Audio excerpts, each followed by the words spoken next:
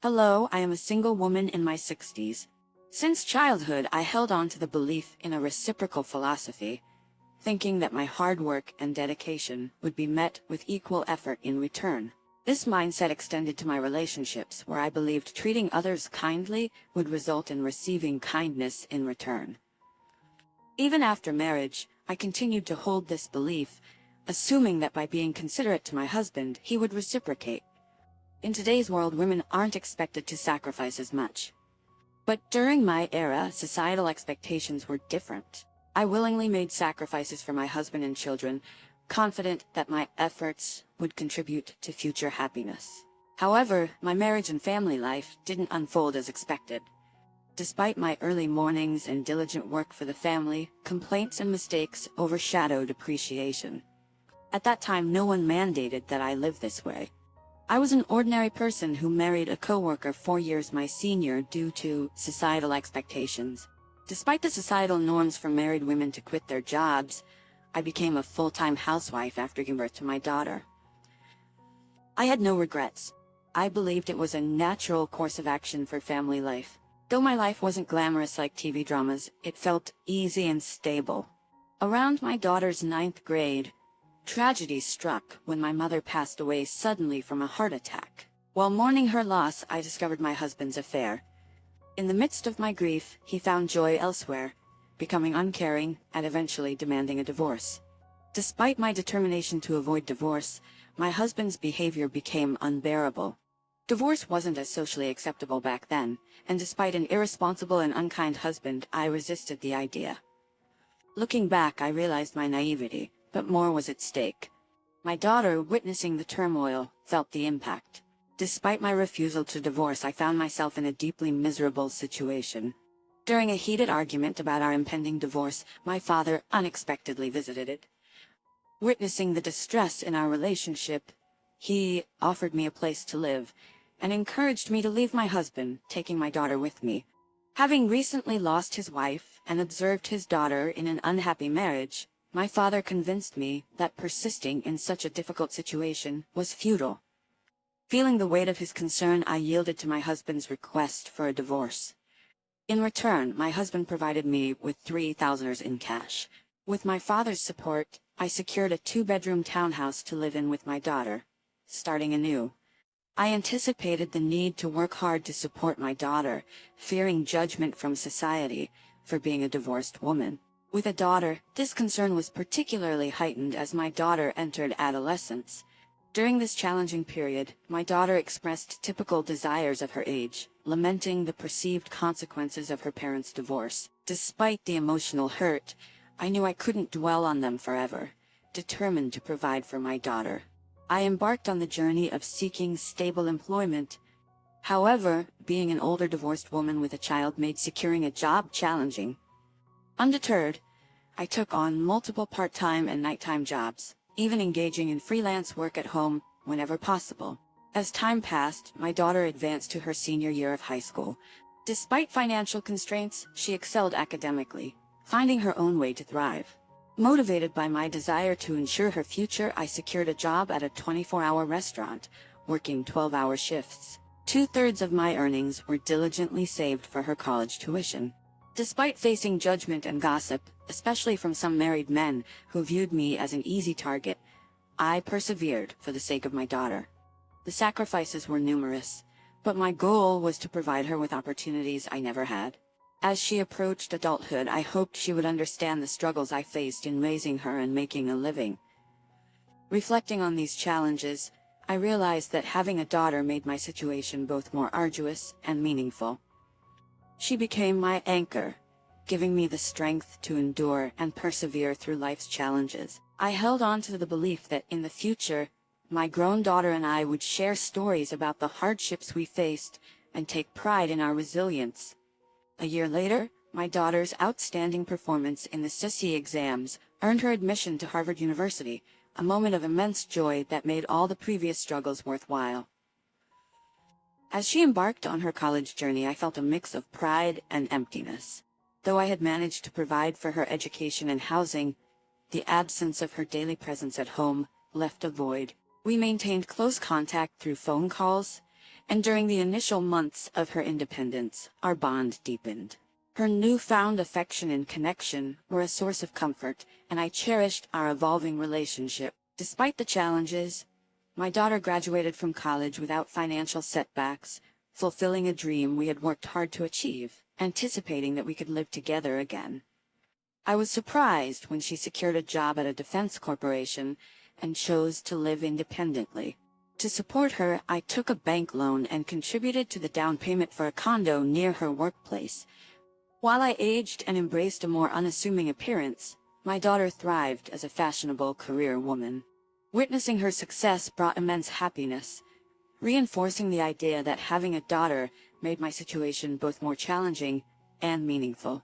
She became my anchor, giving me the strength to endure and persevere through life's challenges. I held on to the belief that in the future, my grown daughter and I would share stories about the hardships we faced and take pride in our resilience. My sacrifices had borne fruit. I found contentment in her achievements, understanding the sentiment of people who say they forget hunger in moments of joy. Despite the financial support throughout her college years, the prospect of her wedding became a new financial responsibility. People questioned why I continued to struggle when my daughter was capable of self-sufficiency. However, I was determined to contribute to her wedding expenses to prevent any condescension from her future in-laws. The belief that sacrificing for her happiness would bring joy to both of us fueled my resilience. On the other hand, as my daughter dated, I noticed a growing distance between us. Initially hurt, I recognized that her adult life and relationships rightfully took precedence. I patiently waited for her to mature and open up to me, understanding that priorities shift during this phase of life. However, on her 27th birthday, I looked forward to celebrating with her. Yet she made it clear that she had plans with someone named Michael and dismissed any preparations. While she may have intended to convey that I needn't go to any trouble, I couldn't help but feel hurt. It was her birthday, a day that held immense significance for me as the day she was born, and her apparent indifference stung deeply. It was challenging to comprehend why my daughter considered spending money on her birthday a waste, given the tight budget. Despite her intelligence, her understanding of her own mother seemed distant. Despite my hurt feelings, I understood she was my only daughter, and I wanted to see her briefly on her birthday, even if it meant taking a day off work. On that day, I meticulously paid attention to my appearance before going to her workplace. However, what awaited me was an unexpected and emotionally charged encounter in the company lobby. I saw my ex-husband with his mistress, individuals I never wished to see again. Doubting how he found out and came there, I frantically called my daughter, only to be abruptly hung up on as she claimed to be busy with a meeting, feeling dumbfounded. I turned around, only to hear my daughter happily calling her dad and embracing him with a bright smile. Her boyfriend seemed familiar with my ex-husband and his wife, adding to my fury. In that moment, I felt betrayed, as if the whole world conspired against me. Drained of meaning, I hastily left the scene. Reflecting on that day, I felt the desire to confront my daughter and ex-husband, but an overwhelming urge to escape prevailed. Despite my inner turmoil, I couldn't muster the courage to call my daughter. Unexpectedly, my daughter showed up at home one day, announcing her decision to get married and handing me an invitation card. The surprise turned into shock when I saw the names on the card. Although she was my daughter, I felt an intense urge to throw her out of the house. I questioned how she, my own daughter, could present such an invitation. I confronted her, expressing my hurt at being treated like a guest at her wedding, emphasizing my role as her mother. In response, my daughter apologized, stating she felt she had no choice. Despite her desire to marry Michael, she faced scrutiny from his parents over every detail about her. The situation left me grappling with complex emotions, torn between hurt and the desire to understand my daughter's perspective on her life-changing decision. The revelation from my daughter about her concerns regarding my divorced past and the challenges of being a single mother struck me deeply. She explained that revealing this truth could jeopardize her chances of marrying her boyfriend, as her potential in-laws might disapprove. In the face of this revelation, I couldn't help but express my frustration, reminding her of the sacrifices and struggles I endured to raise her, work at a restaurant, and fund her education. However, her response stunned me. She dismissed the past, stating that her father and his new partner, the woman who played a role in breaking our family, had already met with her future in-laws. In her perspective, the present was what mattered most, and she prioritized her desire for a comfortable life over the difficulties we faced before. Feeling hurt and regretful, I spoke harshly to her for the first time in my life, expressing my disappointment in her attitude. In turn, she suggested that if I wanted to drop her from my life, I should repay her for the money I spent raising her. This exchange led to a heated argument, and she left my house in anger, proclaiming that we were now strangers. Devastated by the turn of events, I questioned the purpose of saving money for her wedding, and felt a deep sadness when I looked at the wedding invitation she had left behind, with a different name printed where mine should have been. 3 years later, I received news that my father, who had been living independently to avoid burdening me, had fallen ill. Sadly, I learned about his condition only after his passing. The realization of being a poor daughter to him hit me hard. A few months later, I inherited a small condo where he had lived, a bittersweet reminder of the family ties and struggles that shaped my life. Upon realizing that I had money saved for my daughter's wedding in the savings account, I decided it was time to live for myself, even if it seemed somewhat late in life. I pondered the idea that in today's world, trusting only one child and sacrificing for them might not be the most fulfilling path. It was a realization that I should prioritize my own desires and needs before it became too late for me to enjoy life. As I contemplated this shift in perspective, a real estate broker and close friend from the restaurant where I worked suggested that I consider what I truly wanted to do. Despite societal expectations for women to sacrifice, I felt the desire to break free from that mold and live for myself. I harbored a feeling of regret and sorrow for the sacrifices I made over the years, and I yearned to pursue personal fulfillment. Inspired by my friend, I embarked on studying the real estate business and even delved into auction biddings. With some savings and money from selling my late father's condo, I seized the opportunity to take on a new challenge. In the surprising turn of events, I became a building owner overnight, residing in a prime location. 6 months later, after returning from a mountain climbing adventure, I found myself on the top floor of my building, now transformed into my home. Unexpectedly, someone knocked on my door, and I debated whether to pretend not to be home due to fatigue.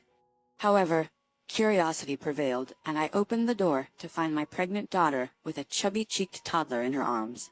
Tearful and distressed, she explained that she had been deceived by her husband, who turned violent and had affairs. Faced with impending childbirth and raising her young daughter, she sought refuge with me, despite my initial shock and the lingering hurt from our previous arguments. I couldn't turn my back on my daughter in need.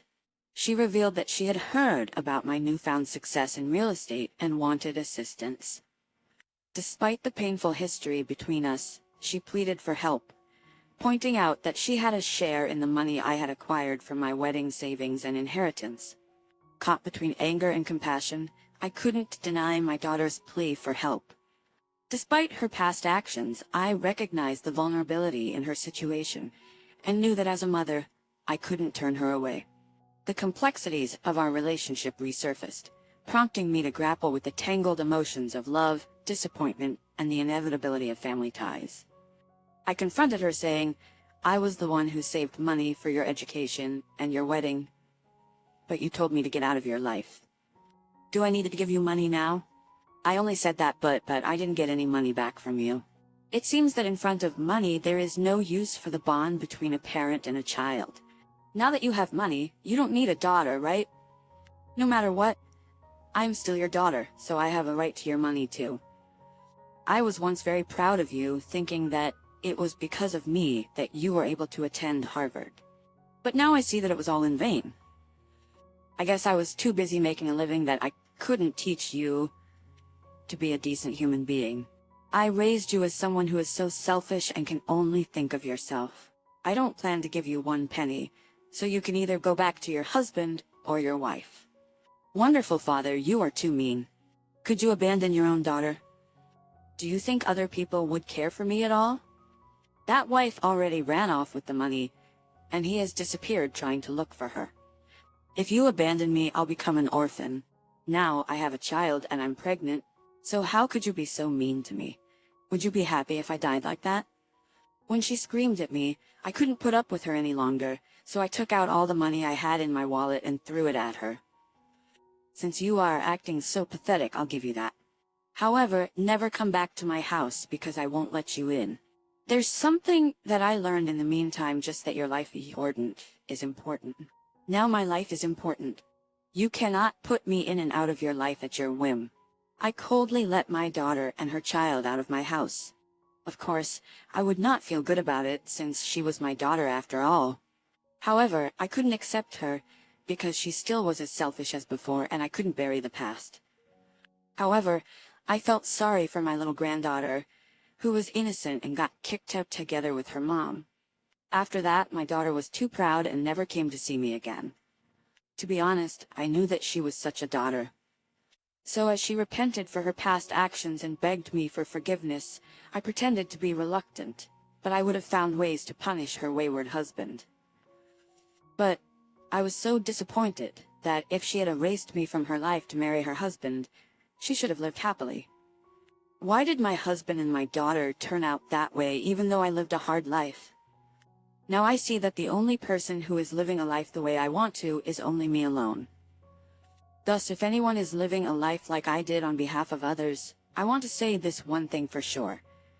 No matter how strong your relationship is with another person, be sure to take care of your own life first. Even if everyone in this world betrays you, you will not betray yourself. In the end, happiness is not about what you do for others, but what you do for yourself. I want to share this message through my story here. Even though it may seem like a life that's only half lived, I plan to trial that remaining half from now on for complete happiness. Thank you for listening to my story. I hope all goes well for you today, and good fortune will be with you. Please cheer for me and share your words of wisdom in the comment section. Liking and subscribing would be a big help to me. Have a wonderful day, everyone.